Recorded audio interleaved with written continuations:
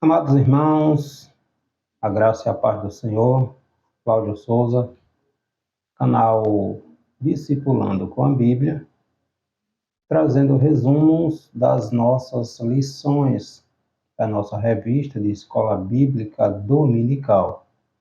Hoje vamos estudar a nossa terceira lição da nossa revista de adulto deste trimestre, que tem como título Missões Transculturais no Antigo Testamento. Nós estamos estudando nesse trimestre a obra missionária, a grande comissão que Jesus deixou para a igreja de ir por todo o mundo, pregar o evangelho a todos quanto forem possíveis. E hoje vamos falar sobre missões no Antigo Testamento. Vamos trazer uma reflexão a respeito da história do povo hebreu em relação à obra missionária. Será que o povo da antiga aliança era um povo que fazia missões? Vamos estudar um pouquinho sobre esse tema. Lembrando a nossa revista Até os Confins da Terra, pregando o Evangelho a todos os povos até a volta de Cristo. O título da nossa primeira lição foi A Grande Comissão, um enfoque etnocêntrico.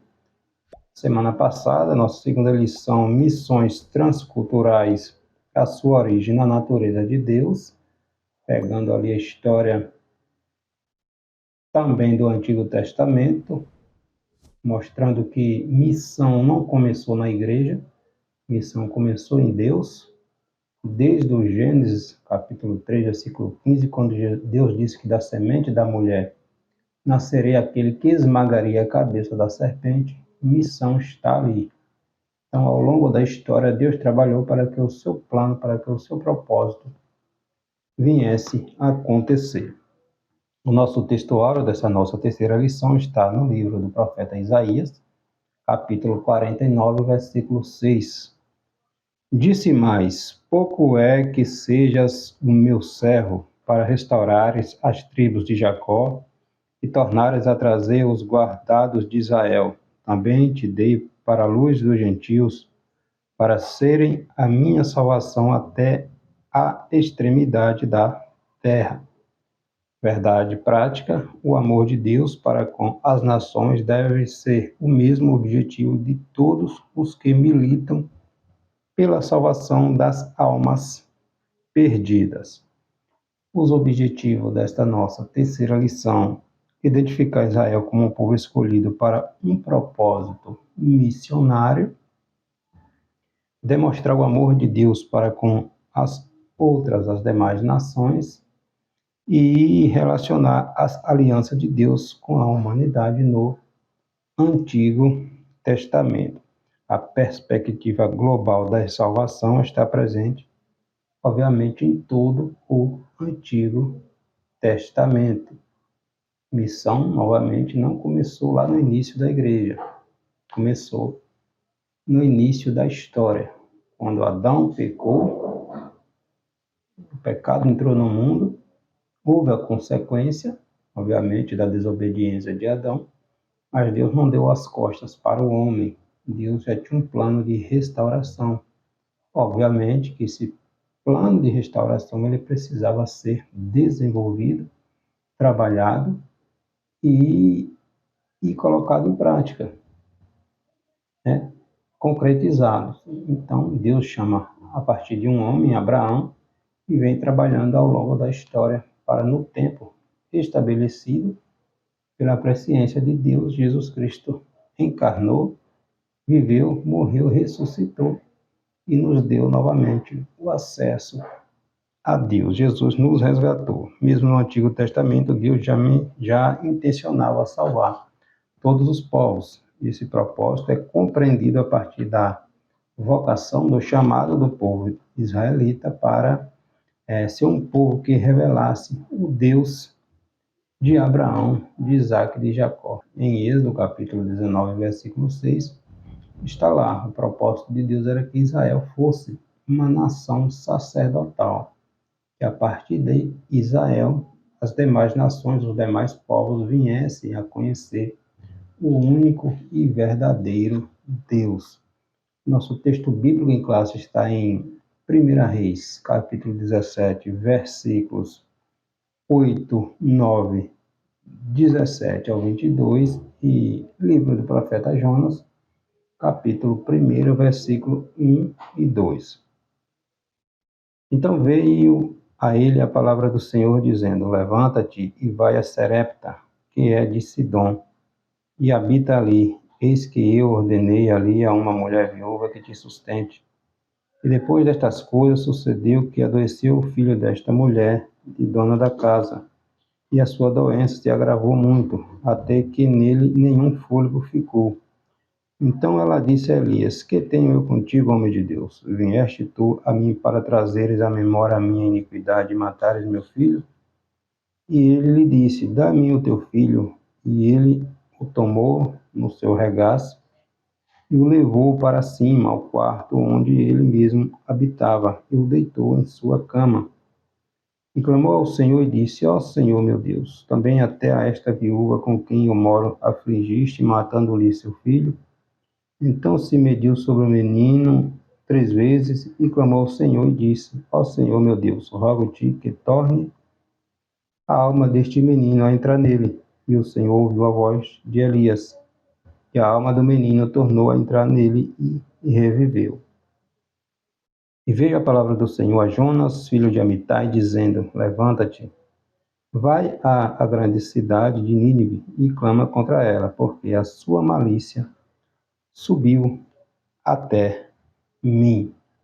Nessa nossa lição, nós estaremos pegando esses dois exemplos.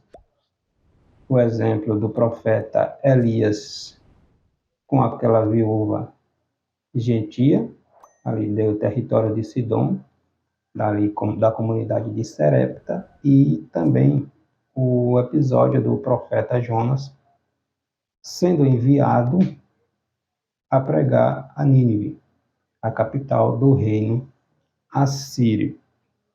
Então, nós vimos na lição anterior a natureza missionária de Deus por meio da sua relação com Abraão. Deus escolhe Abraão e, a partir de Abraão e de sua descendência, Deus abençoaria todas as famílias da terra. Deus vai dizer: abençoarei aqueles que te abençoarem e amaldiçoarei aqueles que te amaldiçoarem. Em ti serão benditas todas as nações da terra. Então, o propósito é que Israel, o povo hebreu, viesse a ser luz, espelho para os demais povos. Vamos analisar, entender, estudar que Israel falhou nesse propósito.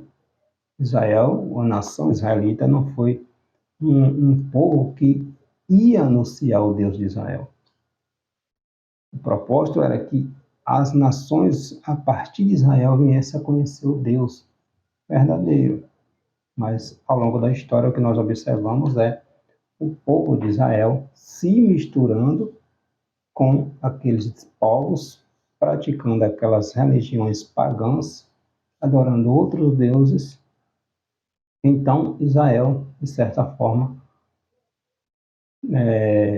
pecou nesta questão da obra missionária, de ser um espelho para as demais nações. A nação de Israel como um povo escolhido, com um propósito missionário, e tomar como exemplo desse movimento missionário as narrativas bíblicas sobre Elias e a viúva de Serepta, né?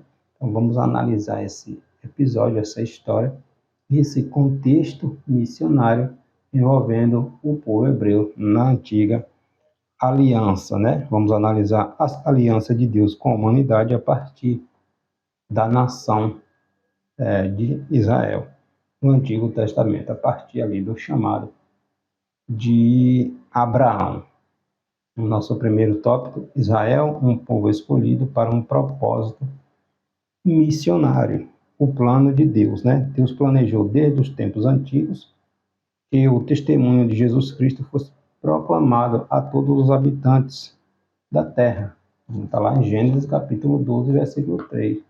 Em ti serão benditos todos todas as nações, todos os povos. Deus abençoaria aqueles que abençoassem o povo de Israel, e aqueles que viessem amaldiçoar também seriam amaldiçoados. A vontade de Deus era que todos os moradores da terra tivessem conhecimento a respeito da pessoa do Senhor Jesus Cristo, aquele que viria a ser o nosso Salvador, que nos resgataria novamente, nos reconciliando com Deus, né? O meio planejado por Deus para o mundo conhecer o seu Filho, obviamente que precisava passar por um povo, por uma nação. Jesus precisava vir de alguém.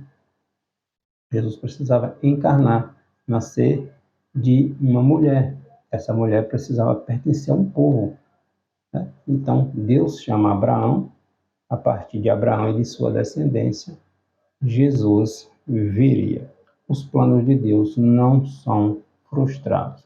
O mesmo Israel pecando, desobedecendo, os planos de Deus jamais foram e serão frustrados, né? O Pai chamou a nação, Deus chamou a nação de Israel para ser um povo missionário. Desta forma, os israelitas deveriam testemunhar, dar testemunho de Deus como o único Deus, o único Senhor, Criador dos céus e da terra.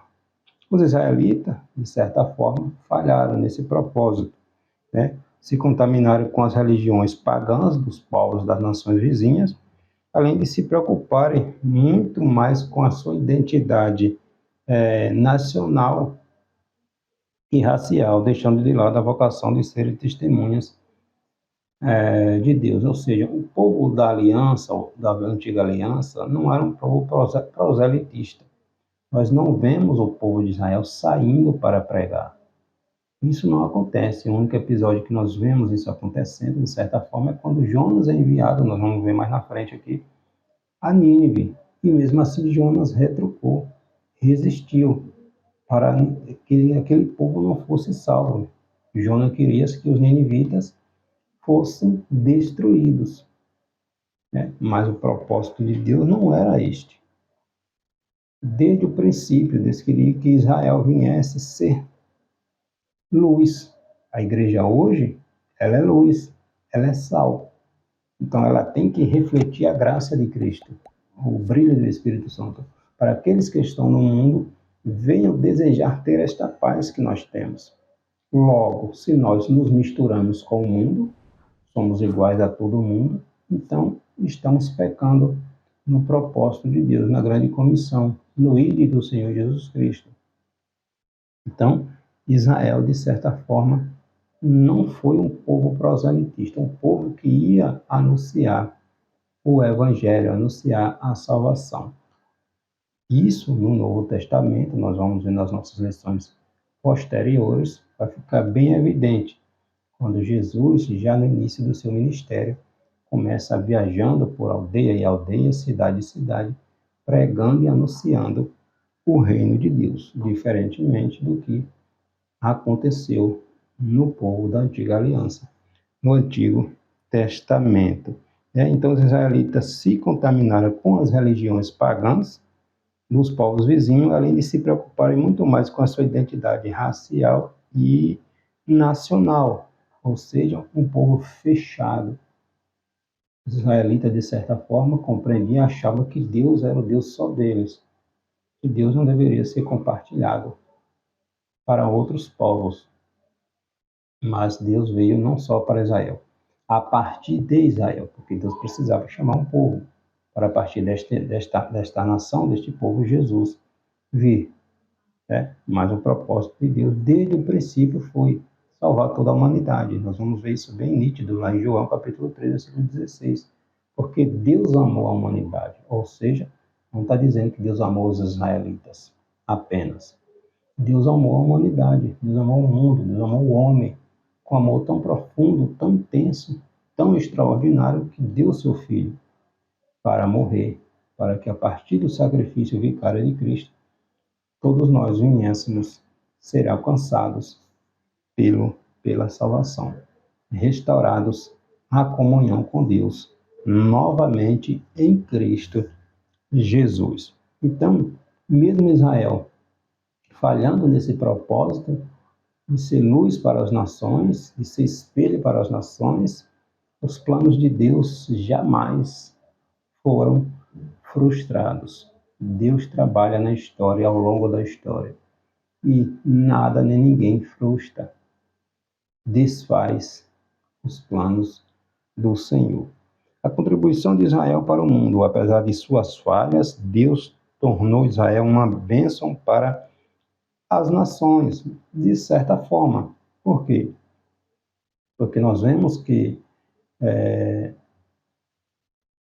mesmo o povo israelita tendo essas falhas, esses deslizes, essas idolatrias, já visto que o cativeiro foi consequência dessas rebeliões, os judeus receberam e preservaram o Antigo Testamento, ou seja, o Pentateuco, as leis, os livros proféticos, né?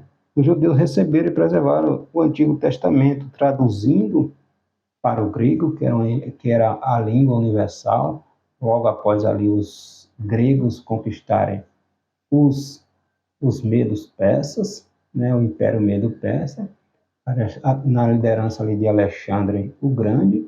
O Império Grego tomou o mundo, universalizou a sua língua, o seu idioma, e os judeus, a chamada Septuaginta, que é a tradução do Antigo Testamento para o grego, foi traduzido, ou seja, tornando a língua, o Antigo Testamento, a palavra de Deus universal. Então, de certa forma, esse zelo que os judeus tiveram para com a sua língua, para com o seu livro, para com a palavra de Deus, de certa forma, contribuiu para que a palavra de Deus viesse a ser conhecida por muita gente, né? A língua mais usada naquela época, naquele período, era o grego, além de escribas e judeus manterem viva a ideia de que um dia os povos e as nações ouviriam a palavra de Deus e responderia a ela. Ou seja, mesmo eles não tendo esse sentido, esta visão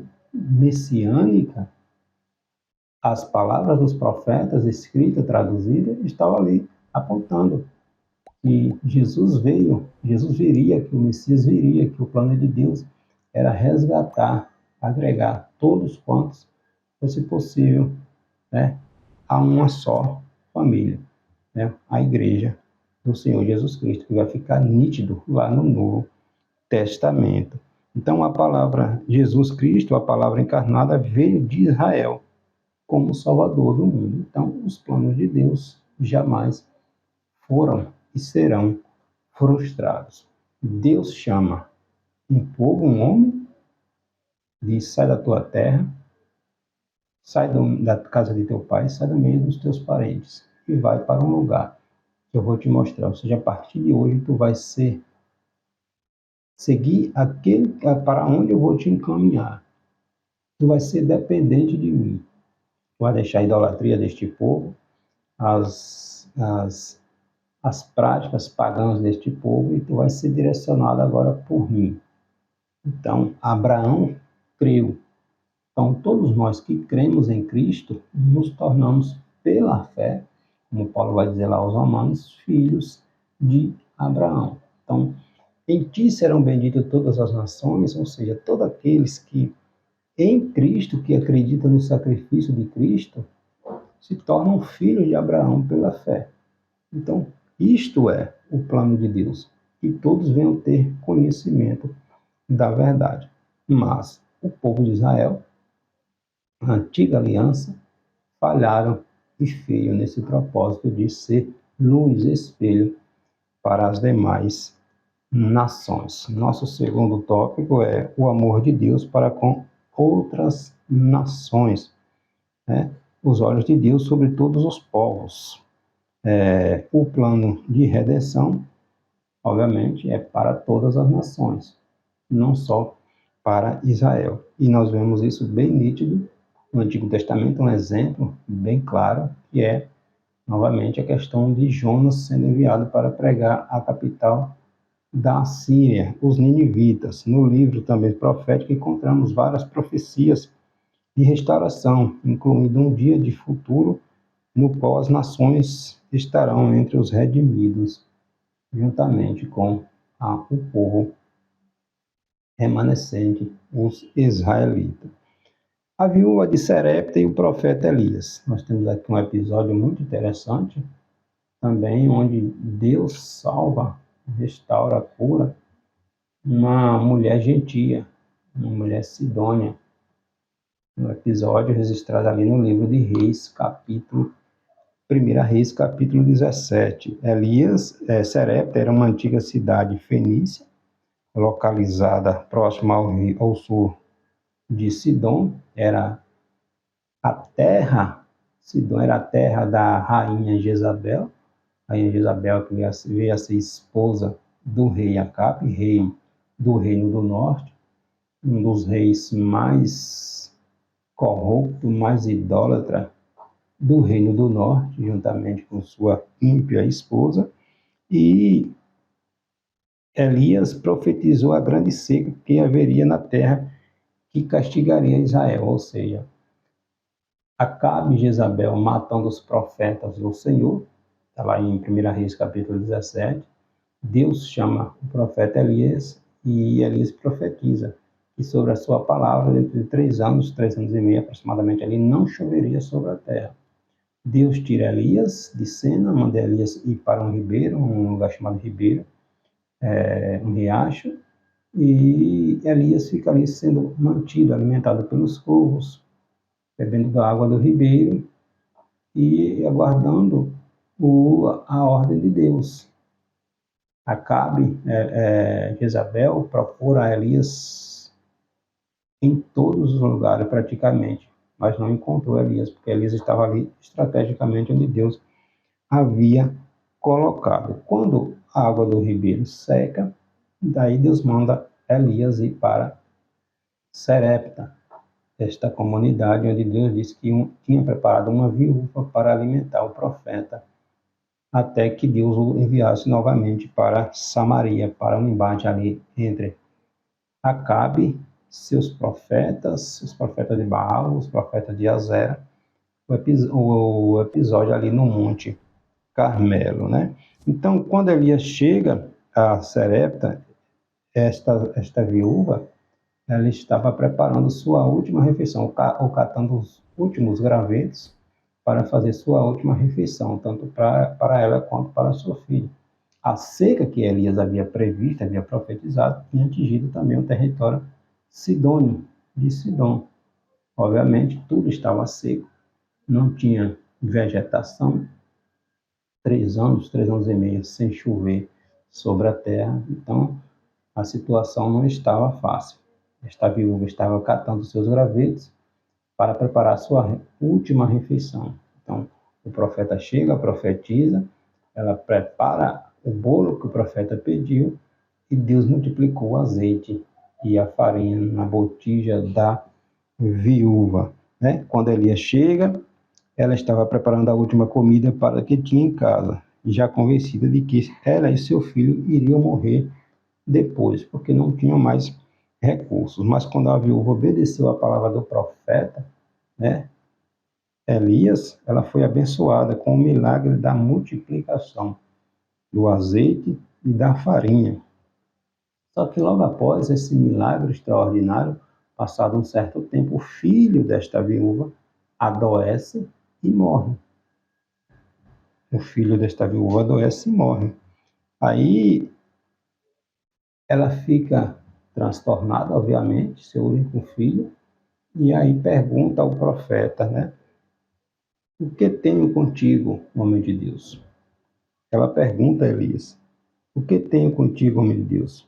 Vieste lançar sobre a minha iniquidade sobre mim, ou seja, até meu único filho que tenho, já não bastasse toda esta miséria que caiu sobre a terra, até meu único filho, tu me dá uma esperança com azeite multiplicado, com farinha, mas passado um certo tempo, meu filho vem a falecer, né? O filho dela morreu. Então, pelo poder de Deus, Elias ressuscitou o menino. Elias orou e Deus trouxe vida ao menino. A mãe do menino falou: nisto conheço agora que tu és homem de Deus e que a palavra do Senhor está na tua boca.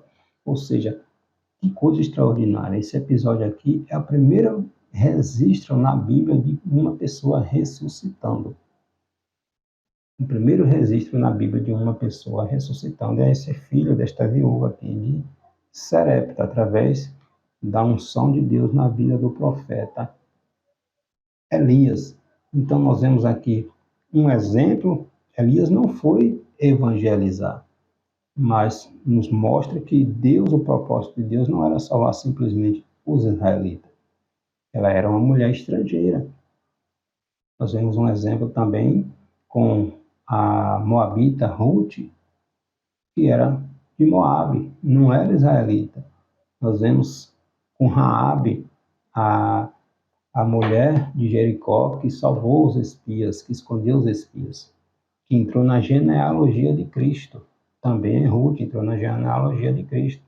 Então, nós vemos ao longo da Bíblia as histórias de Deus salvando pessoas não israelitas, né? Não israelitas. Em 2 Reis, capítulo 5, tem a história também de Naamã, que era um capitão do exército sírio, que ficou leproso, era leproso, e uma judia que trabalhava na sua casa falou do Deus de Israel.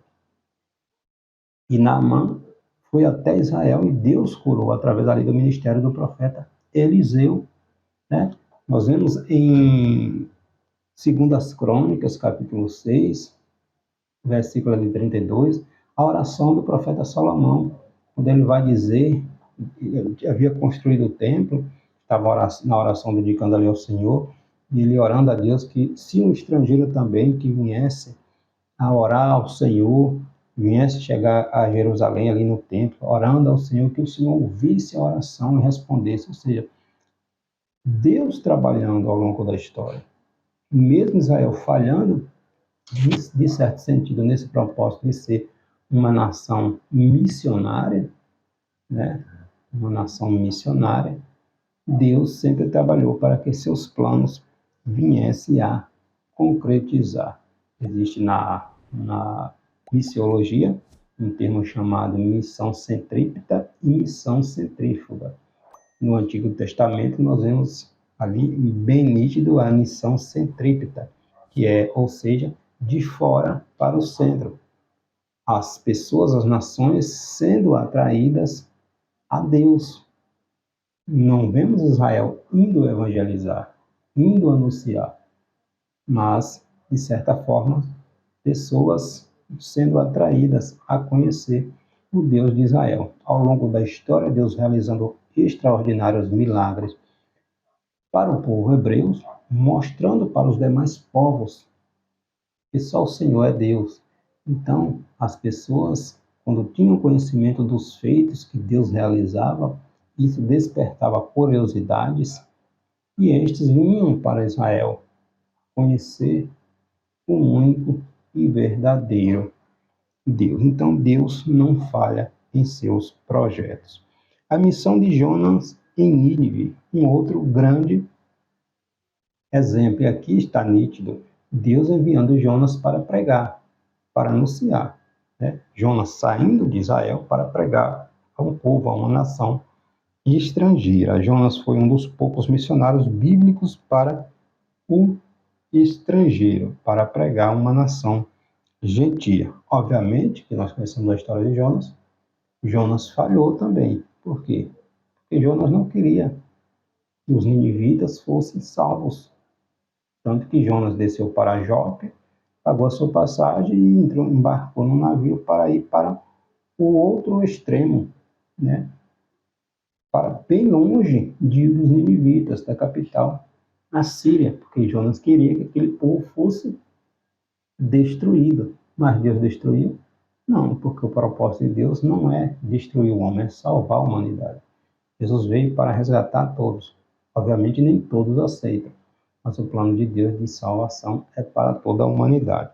Mesmo não tendo um conhecimento mais claro sobre do que maneira Israel deveria abençoar as nações, Jonas recebeu a ordem específica de ir a Nínive para advertir aquele povo sobre o juízo divino que estava prestes a se abater sobre aqueles ninivitas, como consequência, obviamente, dos seus muitos pecados. Nínive era a capital da Síria, uma das nações mais cruéis e imorais, terríveis. Os ninivitas, os assírios, praticavam verdadeiras atrocidades inimagináveis contra seus inimigos.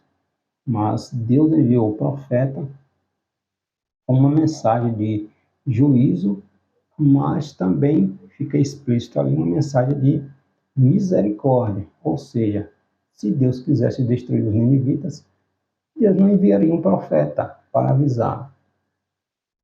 Se Deus quisesse simplesmente destruir, Deus não enviaria, simplesmente destruiria. E mesmo um profeta anunciando com muita relutância, Deus deu um prazo de 40 dias para que aquele povo viesse a se arrepender. Então não foi, Nínive vai ser destruída, e imediatamente foi destruída. Ou seja, Deus é um Deus de misericórdia. Deus deu tempo para que os ninivitas se arrependessem, e foi isso que aconteceu. E o que aconteceu com Jonas? Ficou frustrado, moribundo, triste, porque Deus não destruiu aquele povo.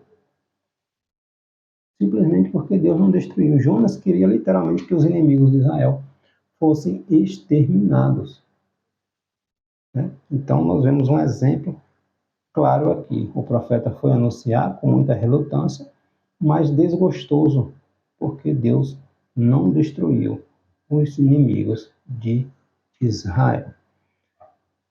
Isso fica claro como era o entendimento do povo hebreu em relação à evangelização. Os israelitas, de certa forma, existia um ciúme com relação a Deus. Eles achavam que Deus era apenas deles, que Deus era apenas do povo hebreu. E não é bem assim, né? Um dos despertamentos, houve ali, nessa questão dos ninivitas, um dos despertamentos mais espirituais mais notados da história, né? Quando o rei daquela cidade, ouvindo a mensagem do profeta, teve conhecimento da mensagem do profeta, proclamou ali um jejum, uma oração ali de 3 dias entre todos os povos e animais, ninguém comeu nada, ou seja, se humilhou.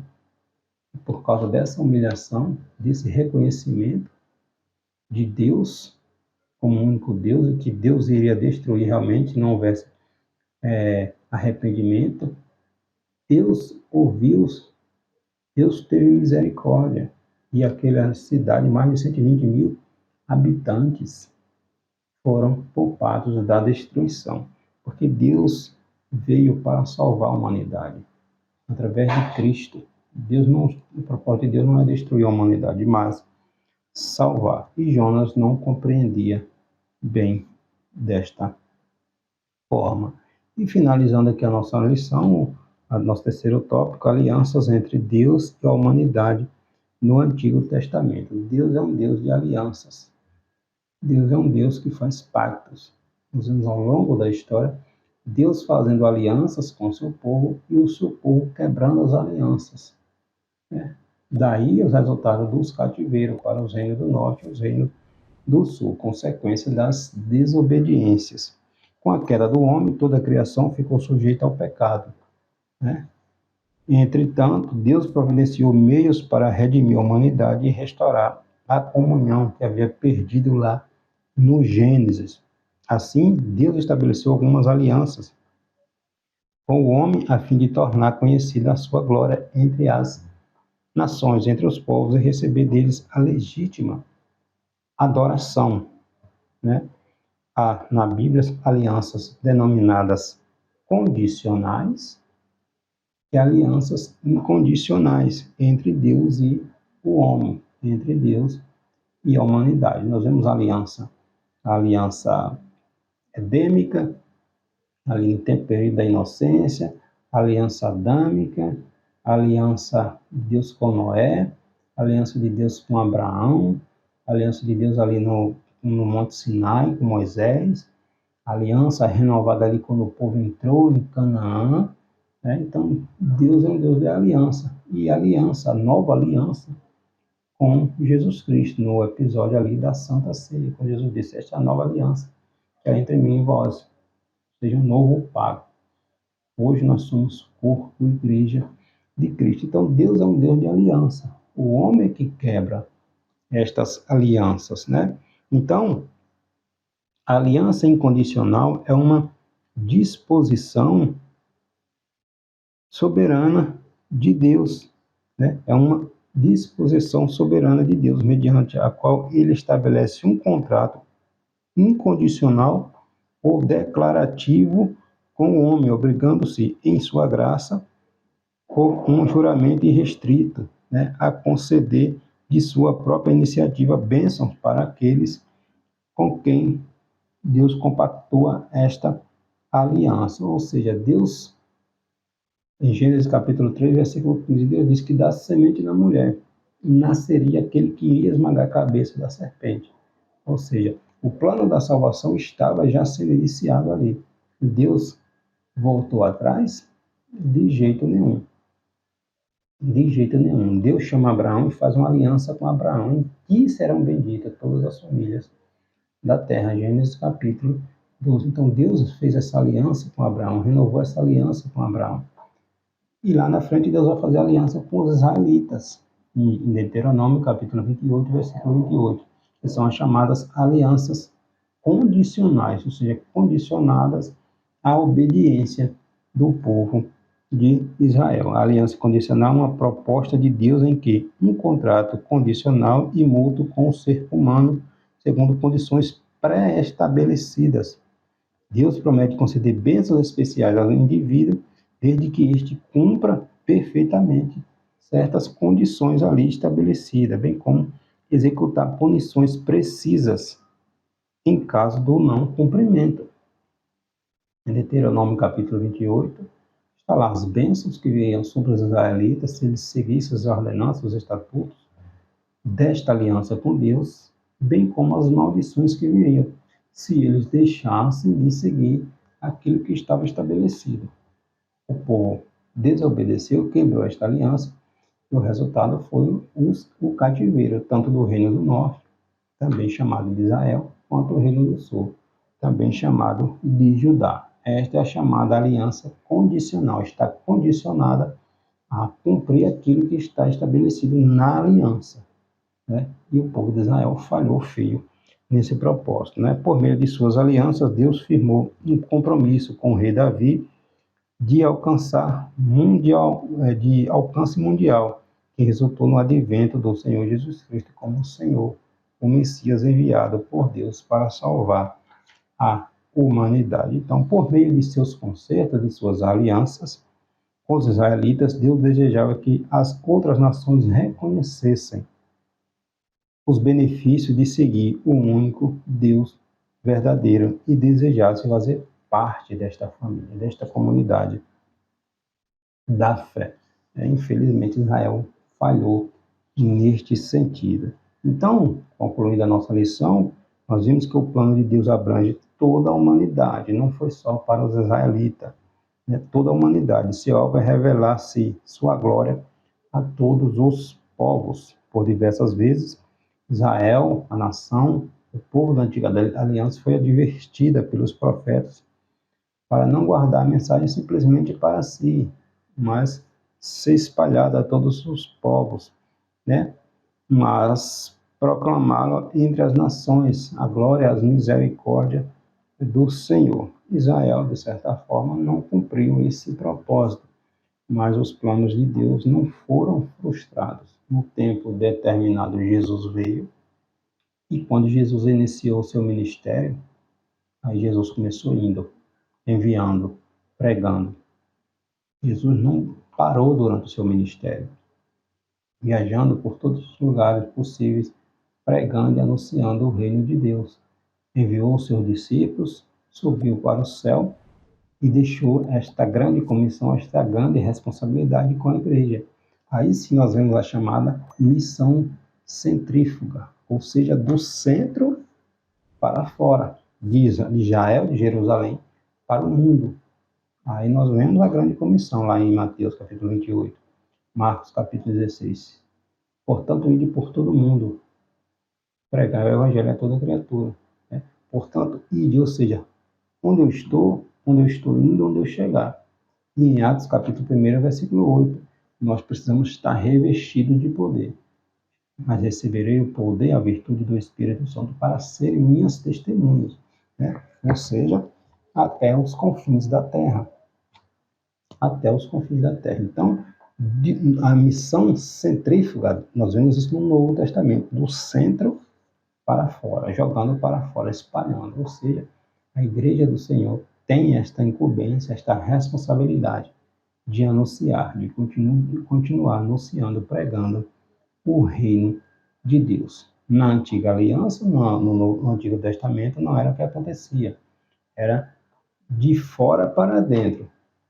Os povos, as nações, as pessoas eram atraídas a conhecer o Deus de Israel. Aqueles que conheciam, que queriam conhecer, vinham até Jerusalém, até o templo, para conhecer. No Novo Testamento é o contrário. É a igreja indo, pregando, anunciando o reino de Deus. Os planos de Deus não são frustrados. Israel pecou, falhou? Sim. Mas mesmo com todas as falhas, o plano de Deus se concretizou. Jesus Cristo veio, cumpriu a sua missão, voltou para o céu e capacitou a igreja para dar continuidade na obra missionária, Missio Dei, missão de Deus, que não começou na igreja, começou no coração de Deus. E a igreja, como a agência missionária de Deus, ela dá continuidade àquilo que Deus iniciou. Amém? Deus abençoe.